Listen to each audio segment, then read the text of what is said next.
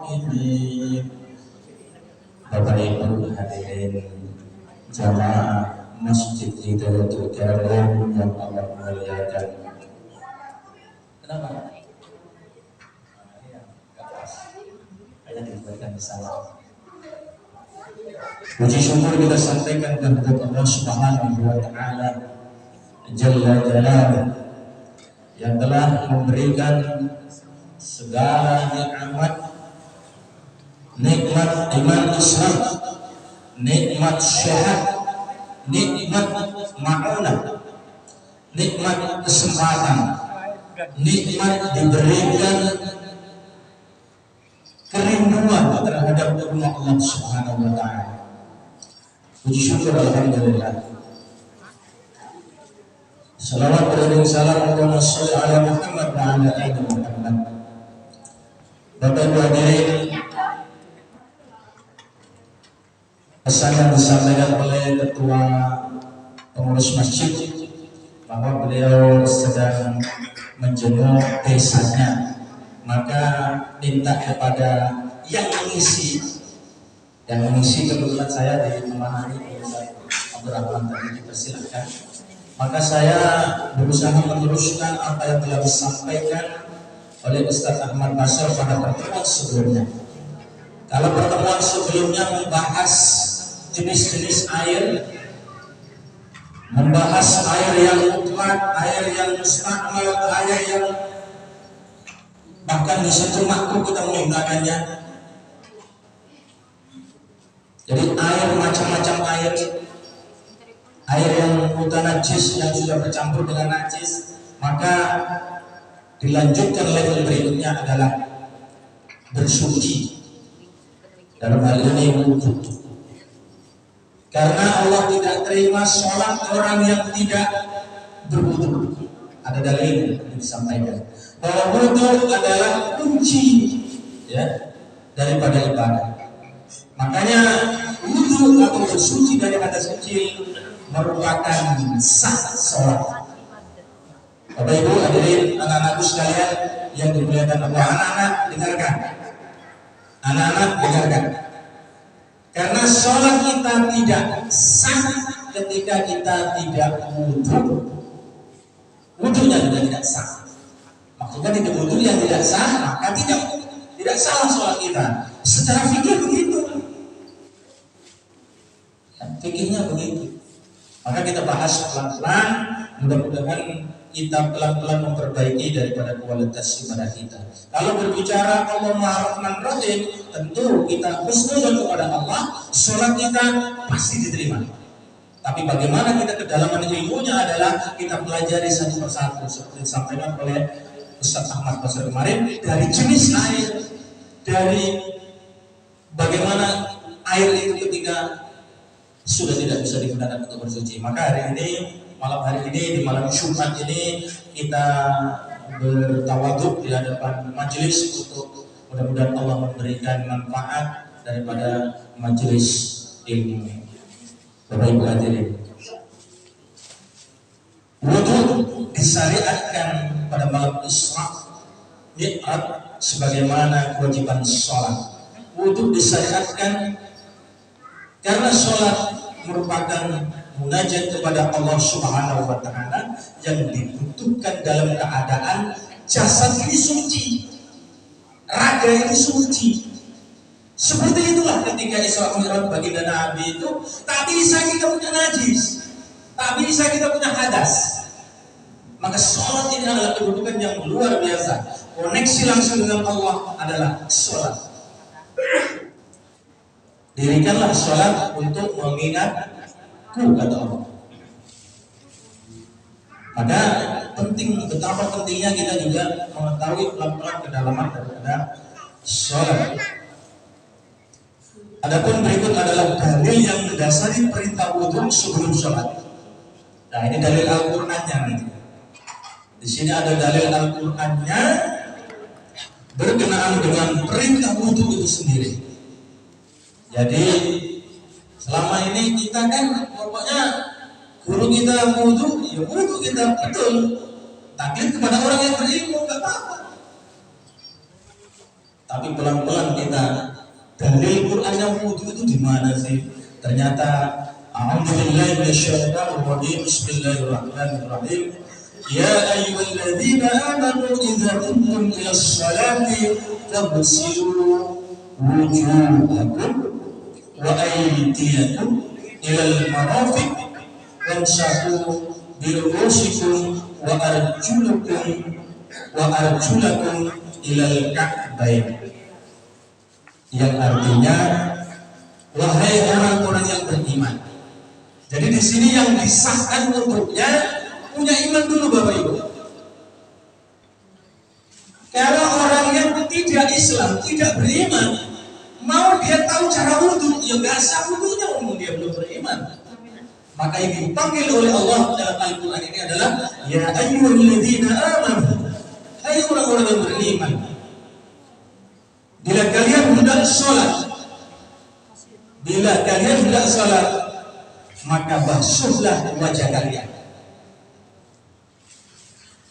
basuhlah kedua tangan kalian hingga ilal marafiq, usaplah kepala kalian dan basuhlah kaki kalian ilal ka'bayn, hingga mata kaki.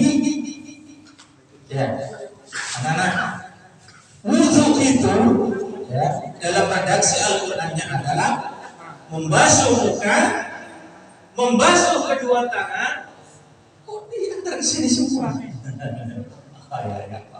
Ya, kita duduk taklim, mentakdimkan ilmu dulu. Nah, ya duduk dulu. Sambil makan nggak apa-apa, duduk. Jadi silakan sambil makan nggak apa-apa. Yuk silakan.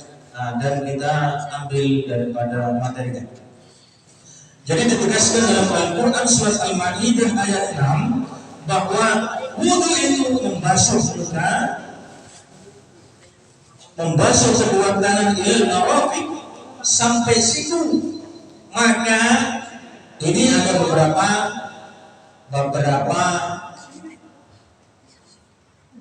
taktik yang ketika membasuh dari marafiq ilal yadain, dari siku ke tangan.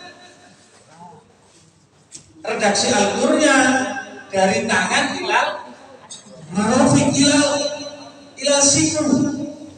Ya, bagaimana? Sah. Tapi ini redaksinya adalah, utamanya adalah dari tangan ke siku. Bapak Ibu hadirin, kita diusahakan. Ya, diusahakan ketika air pancuran dari tempat wudhu kita itu di truk, boleh truk. Jadi wajibnya adalah sekali, 3 kalinya adalah mendapatkan kesunahan, keempatnya adalah makruh. Boros. Rasul tidak suka orang umatnya boros. Ya kalau kita tempatnya ada air, it's okay. Bagaimana negeri-negeri yang susah air? Makanya di dalam hal pelaksanaan wudhu ini ada beberapa banyak pendapat ulama. Tapi kita mengambil pendapat yang umum. Lokasi kita, kampung kita udah air, ya. Tapi bukan dimudah-mudahkan. Mentang-mentang banyak air, cukup berkali-kali. Banyak yang mubazir. Maka itu bukan amalan Nabi, bukan yang dicontohkan Nabi. Setelah itu hingga siku usaplah kepala kalian. Yang dimaksud adalah kepala di sini adalah rambut yang di bagian kepala. Kalau ternyata di kepalanya ini tidak ada selai rambut pun karena kundul-dul misalkan, karena tidak tumbuh, maka kita ambil hukum yang lazimnya, umumnya di bagian rambut itu orang gimana? Ya di situ kan diusap. Dan ini juga menurut beberapa mujtahidin, para mujtahid, imam itu pun beda-beda membasuhnya, tapi wajibnya adalah membasuh rambut yang ada di kepala, membasuh kepala. Bapak Ibu hadirin yang dimuliakan Allah, dan membasuh kaki kalian hingga mata kaki. wajibnya hingga mata kaki. Kalau saya baksonya sampai ke lutut, ya boleh-boleh saja. Tapi laki-laki di atas lutut itu juga termasuk aurat, sudah aurat. Boleh-boleh saja, ya. Jadi membasuhnya wajibnya adalah sampai mata kaki.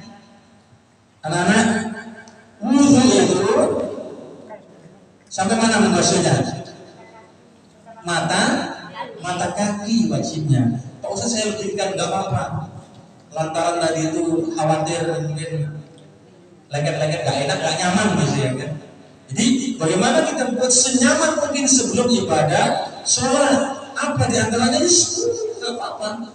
Tapi ingat, Nabi tidak mengajarkan berlebih-lebihan, mentang-mentang Allah berapapun listrik kan dibayar sama umat, ya kan? Tidak seperti itu juga. Ya memang berapapun bukan listrik mampu mungkin umat banyak yang bayar, tapi tentunya tidak seperti itu konsep efisiensinya, ya. Jadi yang pertama membasuh muka. Mana itu muka? Muka adalah yang ini setelah ditumbuhi rambut ini, muka sampai sinilah muka. Inilah muka sampai ini apa namanya, iwil-iwil telinga ini. Nah inilah muka. Oh saya lebihkan, ya tidak masalah. Ya. Wajibnya adalah bagian muka. Lebih dari 3 sudah makruh. Kenapa? Karena tidak efisiensi. Ya, pokoknya kita ngikut apa yang dikatakan guru, insya Allah berdalil. Walaupun nanti akan ada pendapat-pendapat lain, juga masalah. Ilmu ini luas, maka paling enak adalah menerima perbedaan. Kalau ada yang beda, ya udah berlapang dada, enak.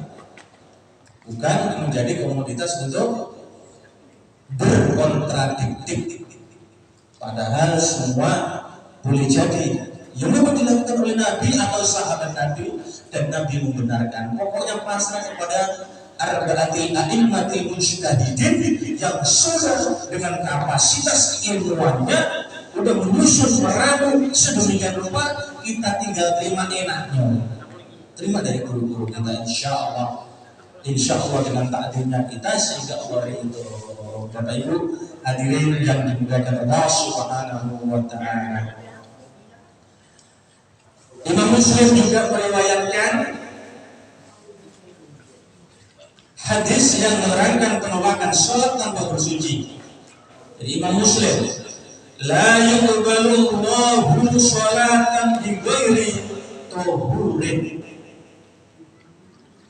Allah Subhanahu wa Ta'ala tidak menerima sholat tanpa wudhu.